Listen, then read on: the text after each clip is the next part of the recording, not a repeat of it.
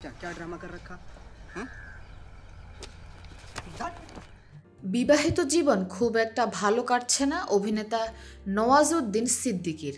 সম্প্রতি এক সাক্ষাৎকারে বিয়ে নিয়ে তাকে প্রশ্ন করা হলে অকপটে বলে দেন যে তিনি বিয়ে নামক বিষয়টির বিরোধী।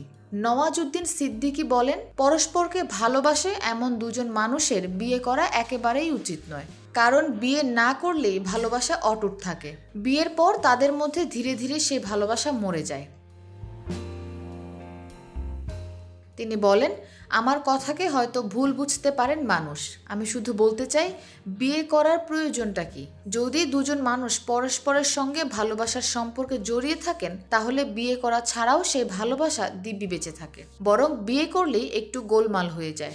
তখন এই দুজন দুজনকে গুরুত্ব দেয় না সেভাবে। তারপর তাদের গল্পে সন্তানেরা চলে আসে, পুরো ছবিটাই বদলে যায়। বাজরাঙ্গি ভাইজান সিনেমার এই অভিনেতার আরও বলেন, আমরা মনে করি স্ত্রীদের মধ্যেই রয়েছে সব সুখের চাবিকাঠি, কিন্তু তা হয় না।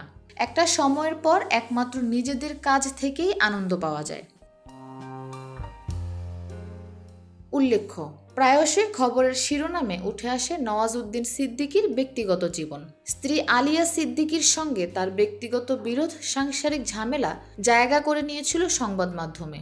তার বিরুদ্ধে প্রকাশ্যে একাধিক অভিযোগ এনেছিলেন আলিয়া, পাল্টা জবাব দিয়েছিলেন নওয়াজও। খাদের ধারে পৌঁছে গিয়েছিল তাদের বৈবাহিক সম্পর্ক। তবে বিচ্ছেদ পর্যন্ত গড়ানোর আগে ফের এক ছাদের তলায় থাকতে শুরু করেছেন তারা। সম্প্রতি নিজেদের 14তম বিবাহবার্ষিকী একসঙ্গে পালন করেছেন তারা। সেই মুহূর্তের ছবি সমাজ মাধ্যমে পোস্ট করেছেন তারকার স্ত্রী।